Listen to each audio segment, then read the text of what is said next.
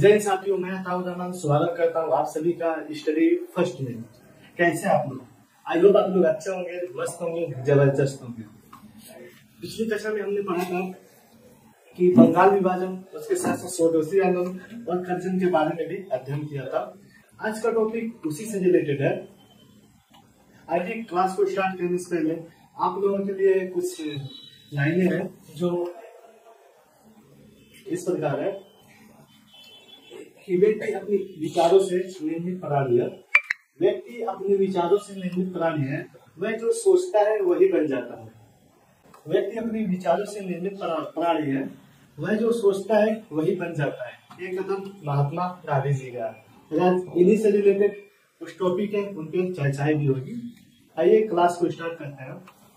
पिछली कक्षा में हमने बंगाल विभाजन और उससे रिलेटेड जो भी टॉपिक्स है उसे हम कवर किए थे। आज का टॉपिक रहेगा होम रूल लीग मूवमेंट और उसके साथ साथ गांधी जी के जो प्रारंभिक आंदोलन है उससे रहेगा। फिर आगे हम रोलेट एक्ट के बारे में भी चर्चा करेंगे। आज का टॉपिक है होम रूल लीग मूवमेंट आंदोलन। Home rule league movement, home rule league आंदोलन का टॉपिक है। इसकी ये शुरू हुआ था 1916 में।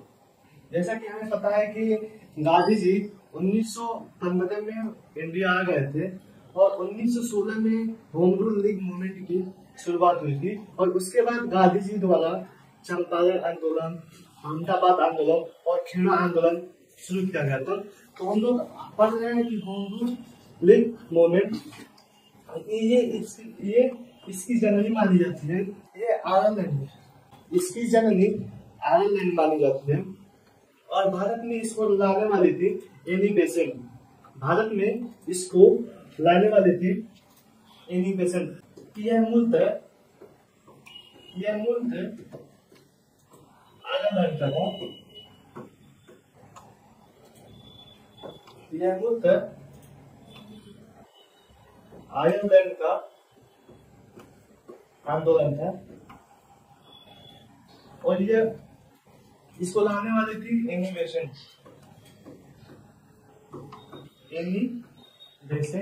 जो आयरलैंड की निवासी थी। यह आंदोलन 2 चरणों में हुआ था जिसका नेतृत्व एनी बेसेंट और तिलक जी ने की। बाल गंगाधर तिलक द्वारा किया गया। बाल गंगाधर तिलक का जो क्षेत्र था वह था पुणे, महाराष्ट्र और उसके साथ साथ कर्नाटका। और जो एनी बेसेंट की जो क्षेत्र था वह मद्रास यानी साउथ साइड का जो क्षेत्र था। आइए इनके बारे में लिख लेते हैं कि तिलक बाल गंगाधर तिलक, इनका जो हेड क्वार्टर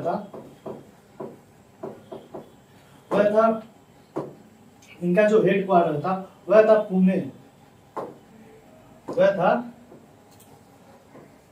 पुणे।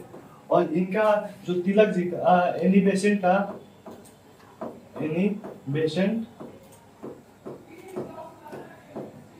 इनका जो क्षेत्र था वह 18 जो मद्रास में पड़ता है। आइए तिलक जी के बारे में और एनी बेसेंट जी के बारे में कुछ बातें जान लेते हैं कि इनका कुछ पत्रिका थी जिनमें उन्होंने होम रूल लीग के बारे में प्रचार किया था। पत्रिका जिनका नाम था केसरी और मराठा। और इनका जो पुस्तक है उसका नाम है गीता रहस्य।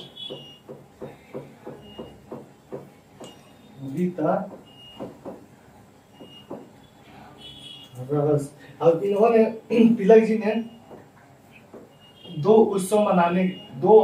उत्सव का आयोजन किया, जैसे शिवाजी उत्सव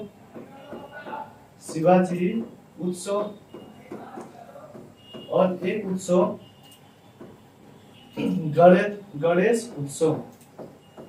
गणेश उत्सव की शुरुआत तिलक जी ने की। शिवाजी उत्सव और गणेश उत्सव की शुरुआत शिवाजी ने की और इनका जो होम रूल मूवमेंट का हेडक्वार्टर था वह था पूना और इनकी जो पत्रिका है केसरी और मराठा और इनकी जो पुस्तक है वह है गीता रहस्य। आइए एनी बेसेंट के बारे में पढ़ते हैं कि एनी बेसेंट का जिसमें इन्होंने होम रूल लीग मूवमेंट का प्रचार किया वह पुस्तिका है न्यू इंडिया। एक है न्यू इंडिया और एक है कॉमनवेल्थ।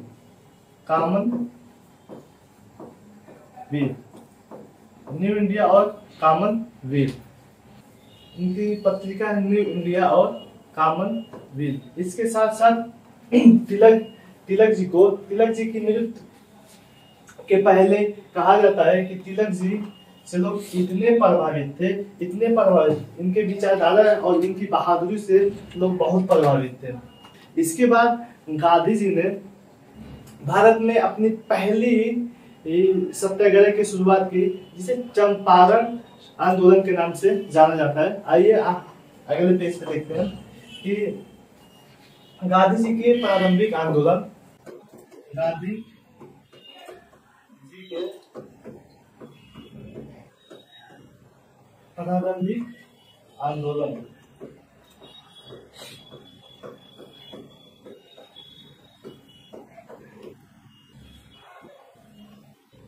पहला आंदोलन है चंपारण सत्याग्रह। चंपारण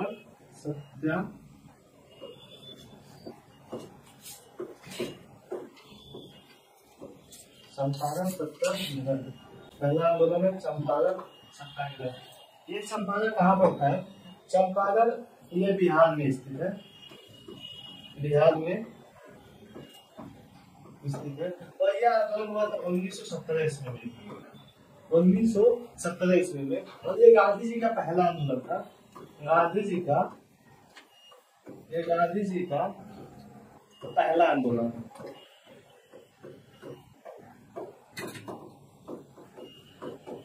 गांधी जी का पहला आंदोलन था और कहा जाता है कि बिहार में किसानों द्वारा किया गया यह आंदोलन था। क्यों किया गया? क्योंकि किसान जो थे वहां पे इनके ऊपर अंग्रेजों ने 3 कटिया बंदराने शुरू की थी। 3 कटिया का मतलब ये हुआ, 3 कटिया का मतलब ये हुआ अगर उनके पास 20 कट्ठा जमीन है तो 3 कट्ठे जमीन पे उन्हें नील की खेती करना अनिवार्य कर दिया गया। नील की खेती करना अनिवार्य था और वह जबरन कराया जाता था। 3 कटिया प्रणाली थी, इसमें जो नील होती थी यह अंग्रेजों द्वारा तय की जाती थी कि यह कितने मूल्य पे बेचा जाए, उसी पे वह किसानों से जबरन खरीदते थे। तभी जाकर यह सब मामला वह बिहार के चंपारण के रहने वाले राजकुमार शुक्ल जी देख रहे थे। तब जाके उन्होंने महात्मा गांधी को इस आंदोलन का, चंपारण आंदोलन का नेतृत्व करने के लिए आमंत्रित किया। तो महात्मा गांधी ने उनके आमंत्रण पर बिहार पहुंचे और चंपारण आंदोलन की अगुवाई की। इनके आमंत्रण पर राजकुमार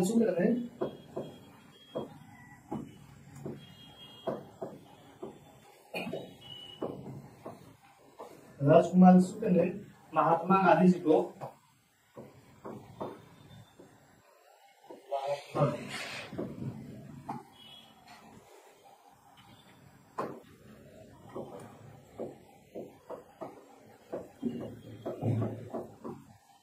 गांधी को आमंत्रित किया था, चंपारण की अगुवाई के लिए। इसी में और ये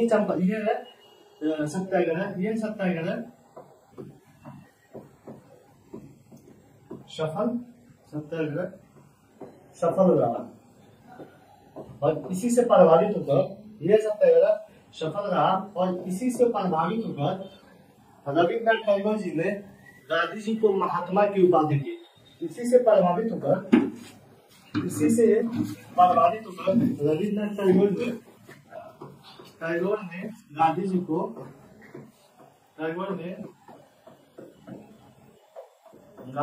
को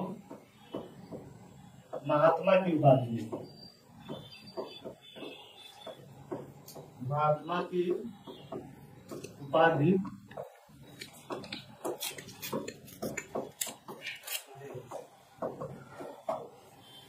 ये है चंपारण की कहानी। चंपारण 1917 में होता है। गांधी जी का पहला आंदोलन था, जिसे हम तीन कन्हैया प्रणाली के नाम से जानते थे।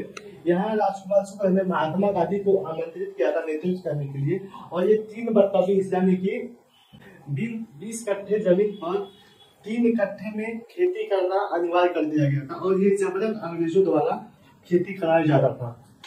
फिर यह सत्याग्रह सफल रहा, और सफल होने के बाद टैगोर जी ने गांधी जी से प्रभावित होकर गांधी जी को महात्मा की उपाधि दी। अब आते हैं अगले आंदोलन की तरफ। इस आंदोलन से प्रभावित होकर गांधी जी को एक सत्याग्रह के लिए आमंत्रित किया गया, जिसका नाम है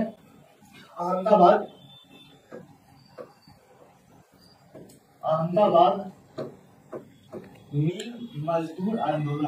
अहमदाबाद मिल मजदूर आंदोलन।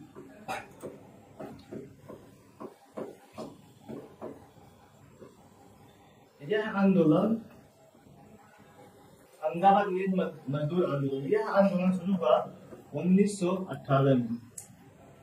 यह आंदोलन शुरू हुआ 1918 में।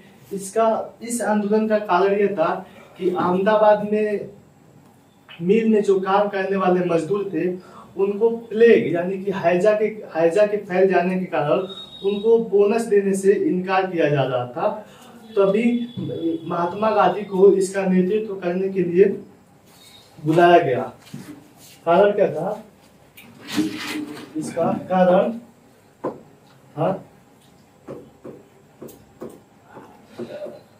प्लेग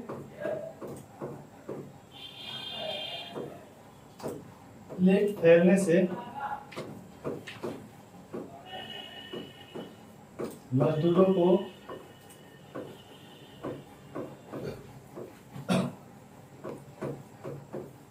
बोनस न मिलना।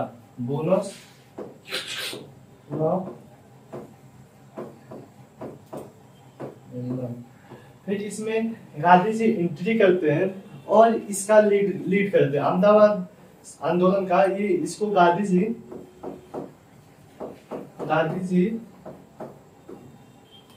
ने नेतृत्व किया। और ही नहीं कि नेतृत्व से मान गए, गांधी जी इसमें भूख हड़ताल पे बैठे, और इससे गांधी जी का पहला भूख हड़ताल कहा जाता है। गांधी जी ने इसमें भूख हड़ताल किए थे। भूख हड़ताल किए थे, इसलिए कहा जाता है कि गांधी जी का यह पहला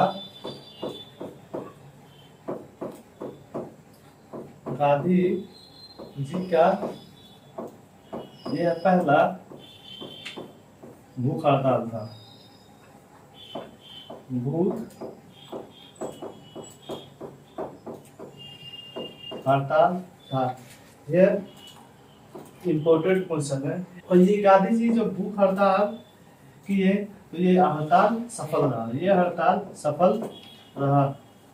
इसलिए गांधी जी की और चर्चाएं होने लगी, और उसी के साथ एक और जगह विद्रोह हो रहा था, जहां खेड़ा में किसानों को प्लेग फैल जाने के कारण वहां पे गांधी जी का यह पहला भूख हड़ताल था, और यह सफल रहा। यह भूख हड़ताल सफल होने के बाद खेड़ा में हो रहा था। खेड़ा में किसानों के द्वारा खेड़ा में अकाल पड़ जाने के कारण किसानों को जबरन भू राजस्व वसूला जा रहा था। तो वहां पे फिर गांधी जी को आमंत्रित किया गया, और गांधी जी ने खेड़ा आंदोलन का नेतृत्व अपने हाथ में लिया, और फिर उसमें सफलता मिली। इसलिए कहा जाता है कि गांधी जी का यह पहला जो आंदोलन था, यह पहला तीर आंदोलन, ये सफल होने में गांधी जी को गांधी बनाने में महत्वपूर्ण भूमिका है। ये जो पहला आंदोलन इनमें सफल रहा, यही सफलता गांधी जी को गांधी बनाने में महत्वपूर्ण भूमिका निभाई। यही आते हैं कि अगला है खेड़ा आंदोलन, खेड़ा किसान आंदोलन। यह आंदोलन भी 1918 में हुआ था। जब अहमदाबाद आंदोलन खत्म हुआ तो गांधी जी ने यहाँ पहुंचे और किसानों की समस्या को समझा और उसका नेतृत्व किया। आते हैं इसका कारण क्या था? इसका कारण क्या था कि अकाल पड़ने से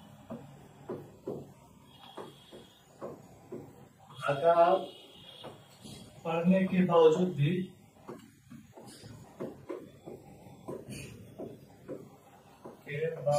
भी भू राजस्व यानी लैंड रेवेन्यू, भू राजस्व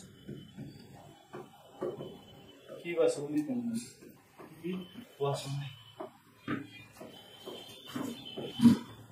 भू राजस्व की वसूली।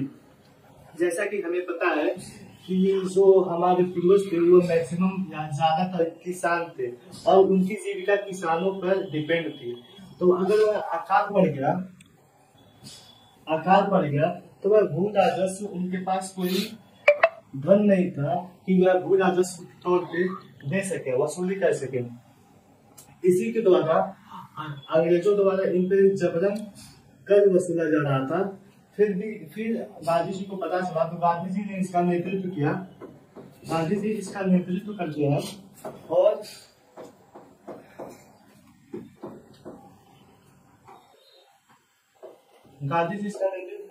और इसमें भी सफलता हासिल करते हैं। इसमें भी सफलता हासिल की।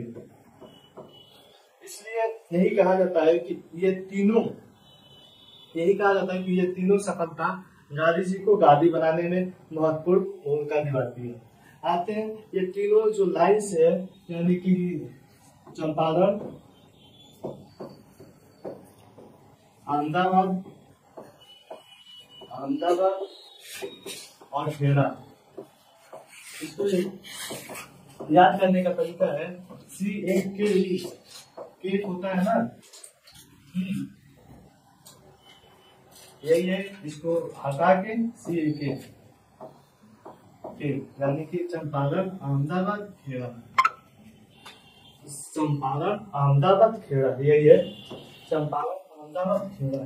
अब आते हैं आगे 1919 का, आगे 1919 का रॉलेट एक्ट, हेडिंग है रॉलेट एक्ट।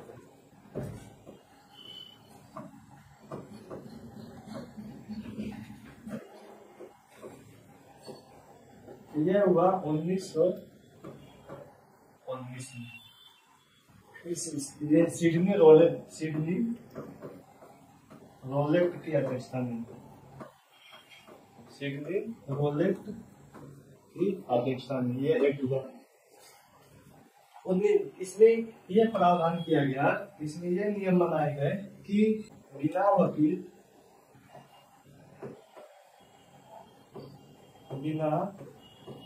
अपील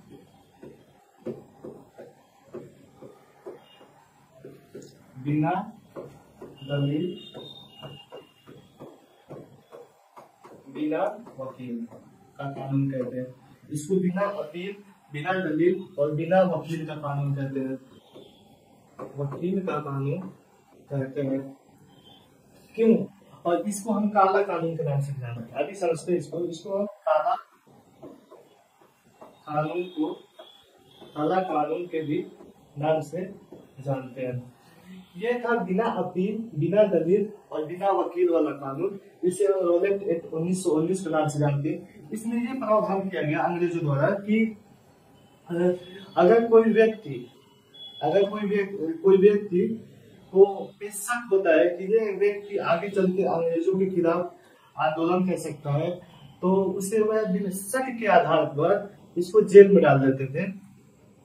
और ना उसके पास कोई अपील करने की अनुमति थी, ना दलील देने की, और ना ही वकील रखने की अनुमति थी, बल्कि उसे बस शक के आधार पर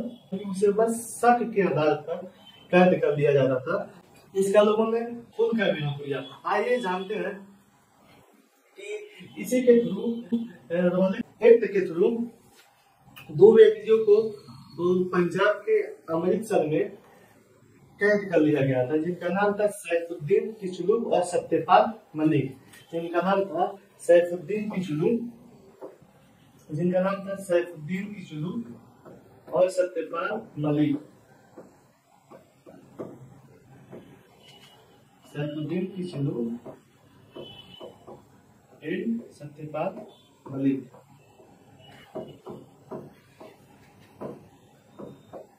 इन दोनों को अंग्रेजों ने रोलेंट एक्ट के तहत बिना किसी अनुमति के जबरन कैद कर लिया था, क्योंकि इनके ऊपर अंग्रेजों को शक था कि आगे चलकर बड़ा आंदोलन कर सकते हैं, इसलिए इन्होंने जबरन कैद कर लिया था।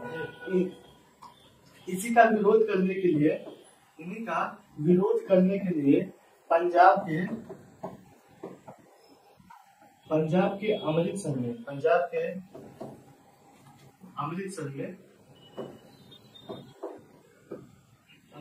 में एक शहर है जिसका नाम है जलियांवाला बाग। एक जगह है जिसका नाम है जलियांवाला बाग। एक शहर है जिसका नाम है जलियांवाला बाग। यहाँ पर लोगों ने सत्यपाल मलिक और सैफुद्दीन किचलू के विरोध में लोगों ने धरना दिया और आंदोलन कर रहे थे। लोग धरना दे रहे थे और आंदोलन कर रहे थे। तो यह आंदोलन काफी दिनों तक चला। तो एक दिन उसी में आता है बैसाखी का दिन।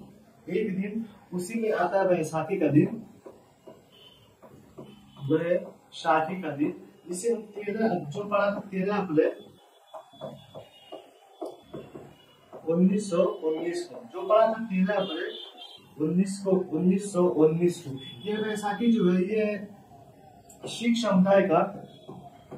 समुदाय का एक त्योहार है जो प्रसिद्ध त्योहार है। वही मनाने के लिए लोग जलियांवाला बाग में इकट्ठा हुए और आंदोलन कर रहे थे। और उनके पास न कोई अस्त्र था न कोई शस्त्र था, वह निहत्थे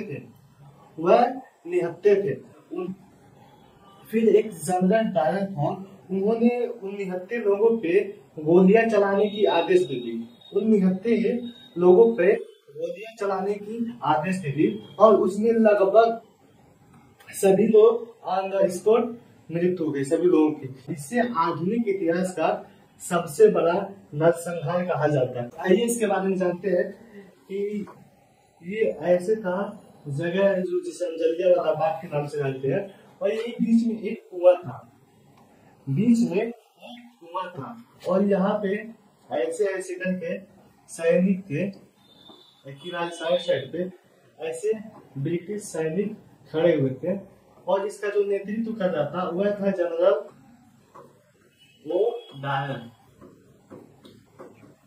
ओ डायर करके एक सैनिक था। और उसने इन सैनिकों को आदेश दे दी कि गोलियां चला दो इन सभी पे। तो इन सैनिकों ने सभी निहत्थे लोगों पे गोलियां चला दी। और इसमें कहा जाता है कि लगभग 60% लोग गोलियों के चपेट में आके मृत्यु हो गई। और जो बच्चे लोग थे 40% थे, उनको भागने के लिए कोई रास्ता नहीं था। तो ये कुआं था, कुएं में कूद गए। कुएं में कूद के अपनी जान दे दी। और इसी जलियांवाला बाग हत्याकांड को लेके टैगोर ने आंदोलन किया और उन्होंने अपनी नाइटहुड की उपाधि त्याग दी। आइए आगे बढ़ते हैं। टैगोर ने अपनी नाइटहुड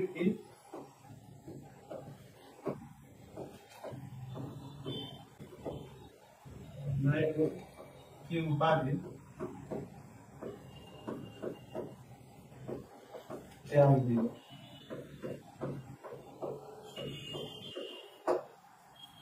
और उसी जलियांवाला बाग हत्याकांड की जांच के लिए, उसी की जांच के लिए, जलियांवाला बाग हत्याकांड की जांच के लिए एक कमेटी बनाई गई थी, जिसका नाम था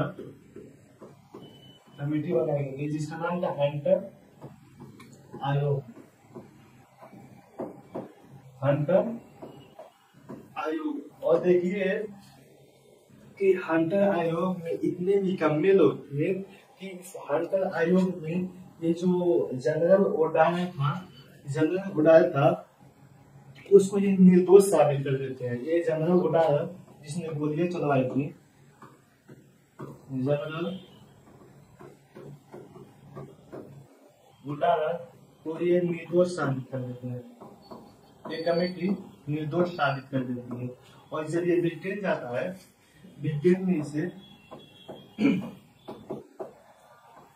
ब्रिटेन का शेर की उपाधि दी जाती है। ब्रिटेन का शेर की उपाधि दी जाती है। इसे ब्रिटेन की शेर की उपाधि दी जाती है। निहत्थे लोगों पे गोलियां चलाकर ब्रिटेन की शेर की उपाधि प्राप्त करने वाला मात्र इंसान जिसका नाम है जनरल ओडायर। और इसी के कुछ दिनों बाद हमारे जो उधम सिंह है, वीर सपूत जिन्हें उधम सिंह कहा जाता है, उधम सिंह है, उन्होंने 1940 ईस्वी में ब्रिटेन पहुंच गए। 1940 में ब्रिटेन पहुंच गए और 1919 की अभी भी जो ज्वाला भड़की थी, नरसंहार हुआ था, वो इनके दिल में था, और इन्होंने ब्रिटेन पहुंचकर इसको ढूंढने लगे, डायल को ढूंढने लगे। और इन्होंने इस डायल की जगह माइकल ओडायर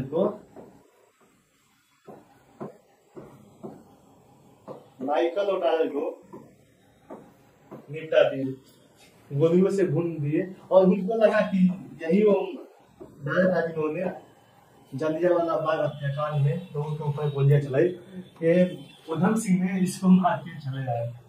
इसलिए आज की क्लास यही तक, आगे हम इसके बारे में चर्चा करेंगे। और इसके रिलेटेड जो जितने भी क्वेश्चन है, ये question day by day series के रूप में आप लोगों को मिलता रहेगा। ओके, जय हिंद, मिलते हैं अगले वीडियो में।